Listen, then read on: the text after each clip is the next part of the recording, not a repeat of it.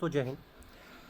जो 29 को जो एग्ज़ाम हुआ आपका माइनिंग से संबंधित, 29 को एमटी का एग्ज़ाम हुआ आपका। जी हाँ दोस्तों, 29 को आपका ये एमटी का जो एग्ज़ाम हुआ, काफ़ी लोग पूछ रहे थे इसमें कितने फॉर्म भरा है। तो जो डेटा हमारे पास है वो 3,29,000 का है। इतने लोगों ने फॉर्म भरा है ना। अल्लाह भाई, 3 लोगों ने पेपर भी दिया, कुछ ही लोगों ने कम है, जो कि अगर एक्यूरेट डेटा निकाला जाए जो कितने लोगों ने पेपर दिया है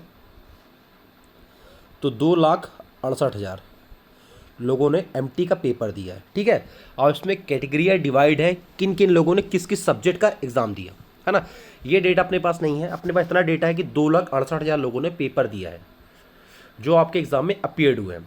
ठीक है, और पिछली बार जो कट ऑफ था वो काफ़ी हद तक बहुत ज़्यादा था। मतलब उस समय आप देखोगे ना 150 क्रॉस थी बहुत से उसमें ग्रुप का 150 एग्जाम्पल दे रहा हूँ आपको ओवरऑल। ठीक है, लेकिन इस बार जो पेपर का लेवल था वह मॉडरेट रेट का था। मतलब कि पेपर थोड़ा सा इजी और टफ दोनों था, हर किसी को नहीं बना है।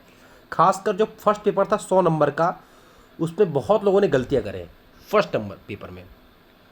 तो मैं आपको ये बता देता हूँ, फर्स्ट पेपर में लोगों ने बहुत गलती करे हैं। ये कितने बड़े धुरंधर हो जो बोल रहे हैं 80-90 कटा इतना जाए, कुछ नहीं जाने वाला भैया। ठीक है, कटअप कम ही जाने वाला है। ठीक है, आपका अच्छा गया, हर लोग अच्छा नहीं गया, और आपका अच्छा गया इसकी क्या गारंटी है। ठीक है, हमने बहुत से लोगों से बात किया तो यही सुनने में आया भैया पहला पेपर हमारा खराब गया। इवन हमारा जो सब्जेक्टिव पेपर था वो भी हमारा कोई विशेष अच्छा नहीं गया। ठीक है, क्या कोचिंग पढ़ाए क्या नहीं पढ़ाए उनके कहने दो, है ना। वो तो जब रिजल्ट आए पता चल जाए। मानता हूँ कोल इंडियन धांधली बहुत ज़ोरदार चलती है।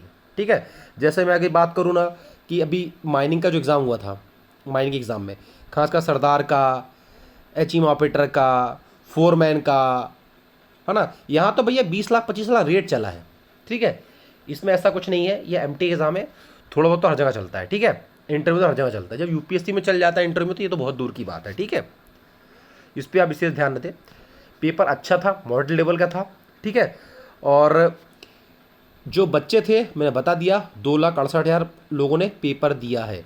इस पर जरूर फोकस करना, 2,68,000। ठीक है, अब इसमें कुछ सब्जेक्ट ऐसे हैं, जैसे एचआरए की बात करूं, एचआरए के बच्चे कम है, विशेष बहुत ज़्यादा बच्चे नहीं है, बहुत कम बच्चे हैं भाई एचआरए के।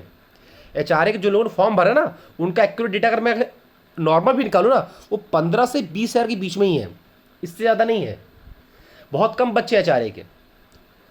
सबसे ज़्यादा बच्चे आपको माइनिंग के ही मिलेंगे, सबसे ज़्यादा बच्चे माइनिंग के, और फोरमैन और जो थोड़ी जो बेसिकली नॉर्मली जो इंजीनियरिंग की है उन लोगों का है। ठीक है, तो इस पर विशेष ध्यान ना दें आप।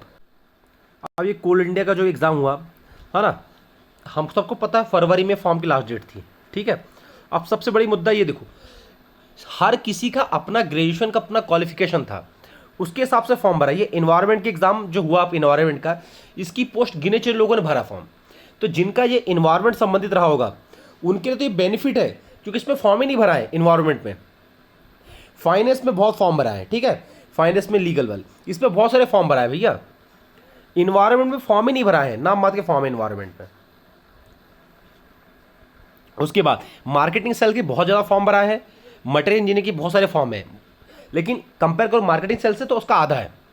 अब पर्सनल का भी बहुत फॉर्म भरा है, कम नहीं है फॉर्म पर्सनल के, है ना। लेकिन अगर तू नॉर्मली इंजीनियर्स कंपेयर करोगे ना तो बहुत कम फॉर्म भरा है पर्सनल के, है ना। इतना भी हर कोई इतना पोस्ट ग्रेजुएशन करके नहीं बैठा भाई साहब, और हर किसी बंदे ने एमएसडब्ल्यू नहीं किया है, एमबीए नहीं किया है, कुछ ही लोगों ने किया है उस हिसाब से, और हर किसी को पता भी नहीं चला। बहुत लोगों को कमेंट मैंने पढ़ा, बहुत से यूट्यूब बहुत से जगह देखा मैंने, बच्चे फॉर्म ही नहीं भर पाए, पता नहीं चला उनको, बहुत लोगों को पता नहीं क्यों नहीं पता चला, वो तो वही जाने। और ये सिक्योरिटी का बहुत फॉर्म भरा है, आपको बता दूं सिक्योरिटी का बहुत ज़्यादा फॉर्म भरा है, क्योंकि सिंपल ग्रेजुएशन मांगा था, सबको पता 60,000 सैलरी मिलने वाली है, तो फॉर्म क्यों नहीं भराएंगे।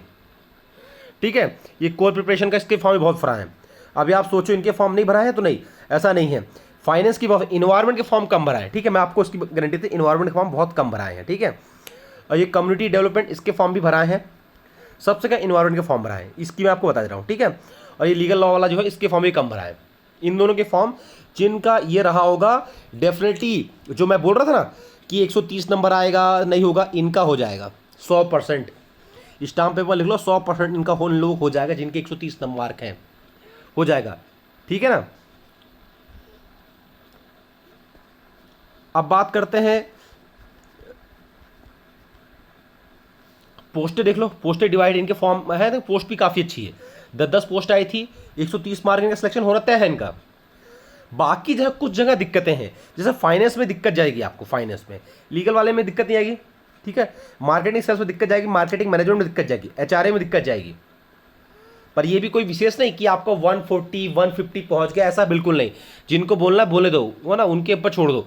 मैंने पहले ही बताया था कि अगर यूआर कैटेगरी में किसी भी बंदा या बंदी के 144 प्लस हैं, वो डेफिनेटली सिलेक्ट होगा, देख लेना आप, डेफिनेटली। अरे ऐसा नहीं 130 नंबर आया तो उनका सिलेक्शन नहीं होगा, ऐसा नहीं, उनके भी चांस रहेंगे भाई, 130 में भी चांस रहेंगे। हर किसी इतना बड़ा धुरंधर थोड़ी है, अगर इतना बड़ा धुरंधर यूपीएससी क्रैक करो आप। तो कोल प्रोफेशन में भी ऐसा नहीं है, कुछ पोस्टें ऐसे हैं जहां 130 में सिलेक्शन होगा, कुछ पोस्टें ऐसी हैं जो 144 प्लस जाएगा, कुछ पोस्टें हैं।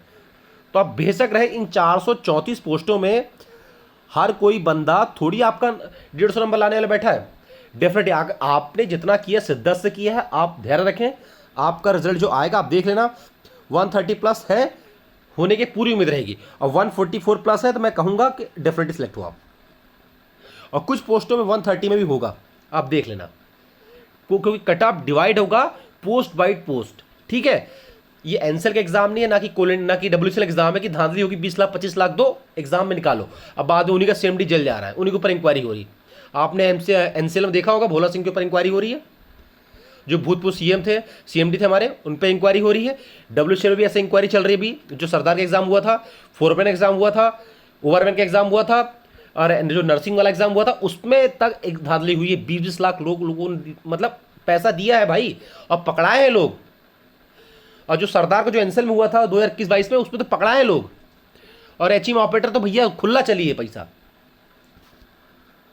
तो कोल इंडिया करप्टेड है, ऐसा कोई शक नहीं है, बेहता करप्ट है कोल इंडिया, करप्शन की भरमार लगी है, कोई कामचोरी की हद है भाई यहाँ पर। पेपर 130 में हो जाएगा, घबराने जो होती है ना घबराएं, क्योंकि 2,68,000 लोगों ने एग्जाम दिया है टोटल। अब किसने किस पोस्ट कितना दिया इसलिए किसी को नहीं पता, पर फॉर्म भरा है इतना, ठीक है, 2,68,000। तो निश्चिंत रहे, आपका सिलेक्शन होगा, बस थोड़ा सा धैर्य सब्र रखें और इसी के हिसाब से चलेगा। आप कोई बोले 180 160 जाएगा, उनको छोड़ दो भैया, आप ला लो, आप महारथी हो, हमें कोई दिक्कत नहीं। 130 144 इसके ऊपर कट ऑफ नहीं जाएगा, बेचक रहे, आप अपने पर भरोसा रखें, आपका होगा, श्योर होगा, ठीक है, घबराएं ना आप।